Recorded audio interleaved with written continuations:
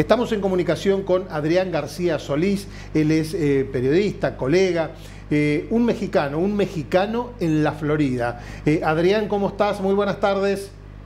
Muy bien, les agradezco muchísimo la invitación y concuerdo con todo lo que dices. Estamos ante un fenómeno político, tanto nacional aquí como internacional, que, bueno, tiene a medio mundo con los ojos puestos encima de esto.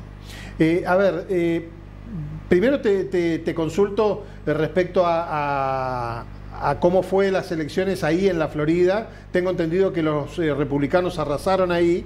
Y ¿cómo ves que pueda impactar el resultado de estas elecciones en los Estados Unidos en general? Obviamente, Florida siempre ha sido en los últimos años un partido dominantemente republicano. En esta ocasión sorprendió que incluso el condado de Miami-Dade se volteó de ser demócrata a ser republicano, creo que tras 30 años, y ya quedaron prácticamente 2 o 3 condados demócratas. Entonces prácticamente Florida se convierte ya en un estado completamente republicano. El ambiente aquí, obviamente tenemos una población bastante marcada por el exilio, tanto cubano como venezolano, entonces hay mucho positivismo, mucha emoción, en la calle se siente una cierta alegría. Pero obviamente lo que yo consulto en redes sociales, si voy a estados demócratas como Nueva York o California, el sentir lo veo en el lado completamente opuesto. A nivel país, obviamente la sorpresa de esa noche, porque todos pensábamos que nos íbamos a tener que ir a dormir con unos resultados muy cerrados que tal vez se iban a definir al otro día o 3 días después. Pero realmente 2 de la mañana aproximadamente de tiempo local, ya estaba definida la victoria, ¿no? Hay ese momento donde Kamala Harris, que tiene su escenario donde podría celebrar la victoria, se retira y manda a su gente a casa. Entonces ahí es que se desata la alarma, pero más que eso, porque tal vez siento que había algunas predicciones a que Donald Trump ganara, fue más ver que el Senado y el Congreso también dominaran en lo republicano. Yo creo que esa es realmente todavía la conversación que provoca mucha polémica, porque los que están del lado demócrata los sienten como los elementos perfectos para una dictadura o un totalitarismo de algún modo, pero del lado republicano lo ven como un alivio, porque dicen, bueno, es posibilidad que todas esas políticas que Trump quiere implementar no sufran esos baches o esas trabas y puedan pasar de una manera más fácil. Ahora, ¿a qué atribuís el triunfo tan sorpresivo por la distancia, digamos, de Trump, sobre todo en estados como la Florida, o vos me decías Miami, estados donde básicamente gran parte de la población es inmigrante y es uno de los puntos que ha atacado Trump durante su campaña? Yo creo definitivamente, te lo digo yo como un inmigrante, aunque ya me hice ciudadano, por segunda vez me toca votar por elección presidencial.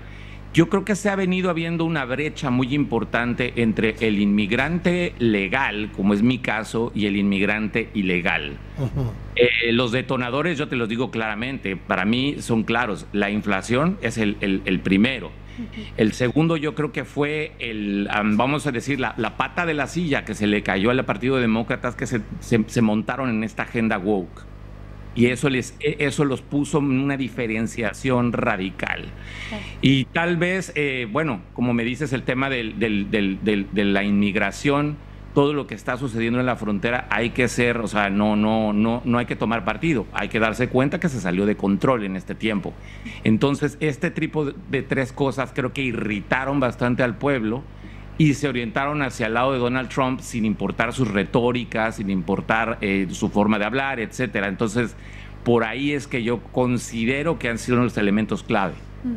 Adrián, también se habla de que por ahí Trump podría ser el hombre que traiga paz al mundo, porque dice que cuando él fue presidente hubo menos guerras. ¿Qué opinión tenés al respecto? Yo siento que sí ha sido su constante. Él nunca ha sido un llamado de intervenciones militares. Creo que en su último periodo, en lo que yo vi, trató de reunirse con varios mandatarios clave, ¿no? Cuando fue a Corea del Norte, fue muy histórico. Se reunió con Putin, que de alguna manera inclusive se reunió con el presidente de Ucrania en aquel tiempo, que fue un poco escandaloso por el filtrado de una llamada. Pero al final de cuentas, durante su mandato no vimos estallar este tipo de conflictos. Ya vi que hubo respuestas de Irán, de Hamas, del propio Putin, bastante tiradas a la negociación.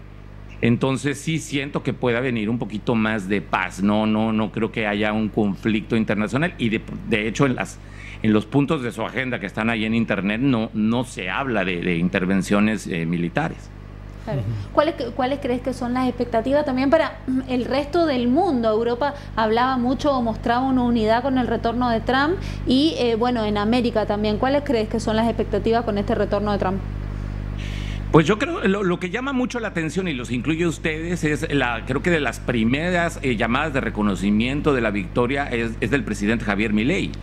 Que creo que eso remarca históricamente, pues él está abriéndole las puertas a Estados Unidos para hacer negocios de una manera libre, de una manera, pues a lo que él ha venido proponiendo en su propuesta libertaria. Claro. Creo que Trump siempre ha sido una persona que entiende ese concepto de esta manera de renovación que se requiere. Entonces obviamente siento que para lo que es El Salvador, Argentina está representando tener un aliado poderoso en América para poder, digamos, contrapesar a agendas tal vez denominadas de izquierda, o que ahora los nuevos politólogos denominan como globalismo.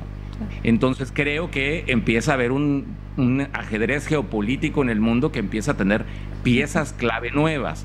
Para Europa obviamente hay un conflicto diferente, ellos tienen su propia agenda, pero creo que para América hay una posibilidad de que las cosas empiecen a funcionar de manera diferente. Ahora, la pregunta para ustedes, los mexicanos fundamentalmente, ¿crees que Donald Trump puede volver con su viejo proyecto del muro, de querer hacérselo pagar a México? ¿Crees que va a insistir con ese tipo de proyectos? No, yo creo que esa retórica fue muy fantasiosa, igual que las deportaciones masivas que él menciona, porque no hay una metodología dentro del marco de ley para cómo vas a detectar o capturar personas. Creo que la única entrada que tienen es a través de cuando hacen redadas en centros de trabajo, pero no pueden entrar a la casa de una persona por ley y pedir documentación. Entonces es un poco fantasioso. Yo creo que donde puede apretar es a las empresas o pequeños negocios que contratan inmigrantes de manera ilegal para ahorrarse salarios mínimos, prestaciones, etcétera.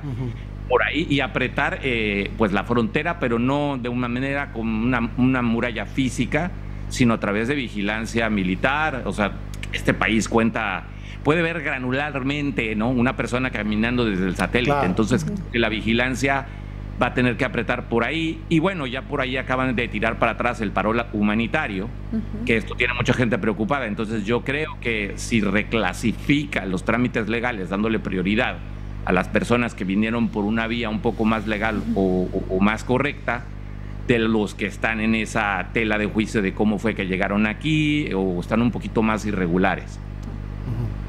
En otro momento de la situación de América, de los Estados Unidos, ¿el pueblo hubiera votado a Trump? Digo, por ejemplo, si no hubiera tanta inflación, ojo, la inflación de Estados Unidos es la que nosotros tenemos anual, es la que nosotros tenemos aquí en la Argentina por mes, hagamos esa salvedad. No, viniendo yo de México, nosotros teníamos una inflación y una crisis de la famosa cuesta de enero todos los años, donde se retraía el capital, y obviamente aquí esto es sorpresivo. Yo te hablo de en la renta de vivienda tuvimos incrementos entre el 40 y 50%, gasolina del 50%, en productos de primera necesidad entre 10 y 20%, es muy fuerte para Estados Unidos, y eso tiene a personas pues realmente muy complicadas. Para personas como yo, que yo no tengo hijos, no tengo familia acá, es mucho más sencillo adaptarte, pero yo no. Cuando yo hablo con gente que tiene 2 hijos, que tiene que pagarles ropa, escuela, todas sus necesidades, están realmente con la deuda por el techo. Yo creo que obviamente es vamos a decir, uno de los elementos clave, pero el que a mí me llama mucho la atención, porque muchos preguntan, pero bueno, él con esa retórica, con ese estilo tan golpeado, ¿cómo puede ser que sea tan popular? Y yo creo que la esencia de él es que él no viene de la clase política. Y creo que de alguna manera la mayoría demostró que ya están cansados del político tradicional, demagógico, que habla, pero que al final no ejecuta, y están confiando más en un empresario de carácter duro, que lo han visto más como un ejecutor. Entonces, y que nunca ha tenido esa visión de enriquecerse a través del gobierno, porque es un tipo que ya tiene una fortuna que no lo necesita.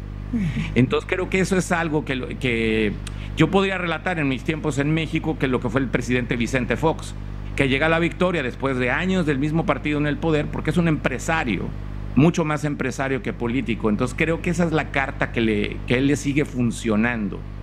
Bien. Entiendo. Adrián, ¿y cómo el tema de la fórmula? Porque quien es el compañero de fórmula de Donald Trump en el 2016 fue su primer opositor. ¿Cómo lo tomó eso la gente? A ver, te lo hago en argentino la pregunta, ¿pincha corta el vicepresidente con Donald Trump? Yo creo que el tema de los vicepresidentes acá es una carta para contrapesar.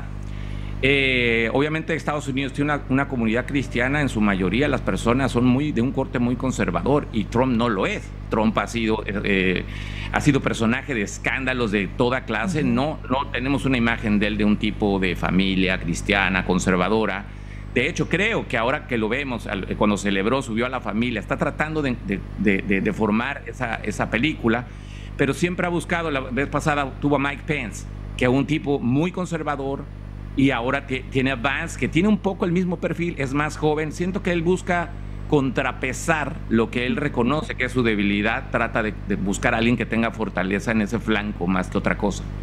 Perfecto. ¿Y el rol de Elon Musk crees que va a ser algo importante? Se dice acá en Argentina que puede ser como un superministro, como Sturzenegger, algo así, acá en Argentina. ¿Ya cómo lo ves a Elon?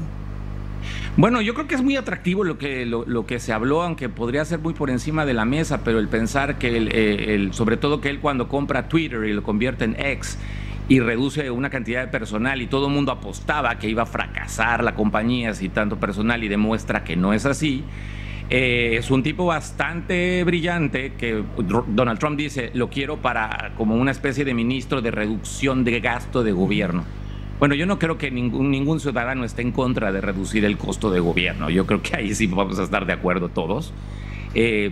Falta ver, obviamente es un tipo muy adepto a las nuevas tecnologías, a la inteligencia artificial, que creo que, bueno, si aplicamos herramientas que reduzcan el costo gubernamental, dudo que alguien se oponga.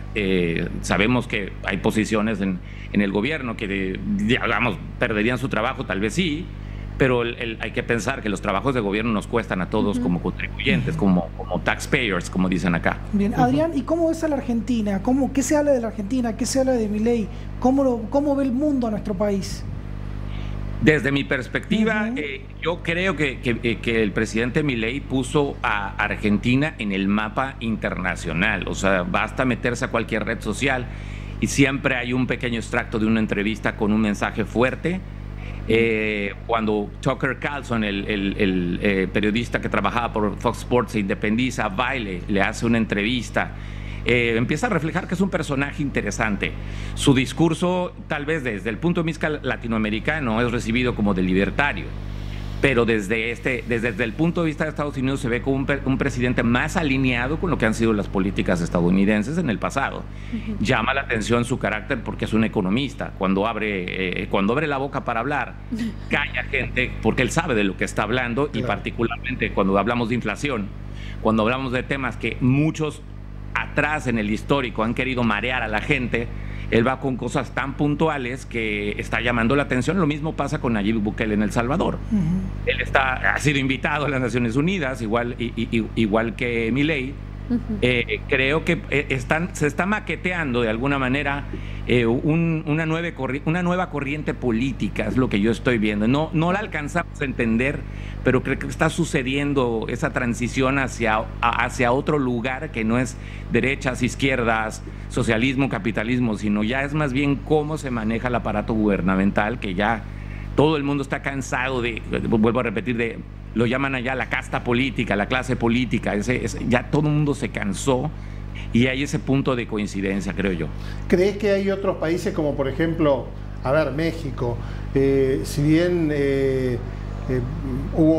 AMLO pudo dejar a su sucesora, digamos, en el cargo de presidente, ¿crees que hay algunos otros países como México, algunos de la región, que puedan seguir sumándose a esta onda Milei, Bukele, Trump? Bueno, puedo hablar por México, que es el país donde nací. Yo lo veo muy lejos, muy lejos. Siento que se está rezagando muy, muy para atrás. Ellos también tuvieron una mayoría en Congreso, en Senado, ganaron con unas cifras obviamente muy mayoritarias, pero yo siento este partido que está siendo como retrocediendo a la vieja usanza mexicana, no lo veo hacia adelante. Entonces creo que México en particular se está quedando atrás.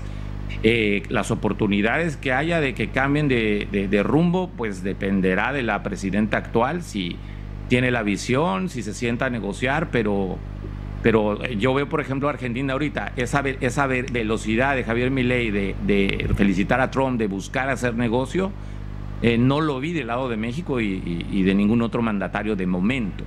Entonces yo no te diría que se ve una luz. Tal vez, a lo mejor, si Trump, tras estos 4 años, hace una historia importante, entonces despierte a otros países del mundo, vamos a trabajar de una manera, pero creo que es demasiado temprano para poder concluir algo así. Adrián, te agradezco muchísimo tu tiempo, muy amable, un verdadero placer charlar contigo, ¿eh? Seguimos en contacto y bueno, siempre poniendo la cabeza en alto, porque yo creo que los importantes somos nosotros, el pueblo, que trabajemos en conjunto, porque lo que sí te puedo decir con Donald Trump es que el pueblo de Estados Unidos, para que esto funcione, se tiene que unir y tiene que estar encima de sus representantes, encima de todas las promesas, no importa que haya ganado el candidato contrario, el por que ellos votaron, tienen que presionar. Seguro. Porque si las personas se sientan a descansar, esto vamos a caer en lo mismo.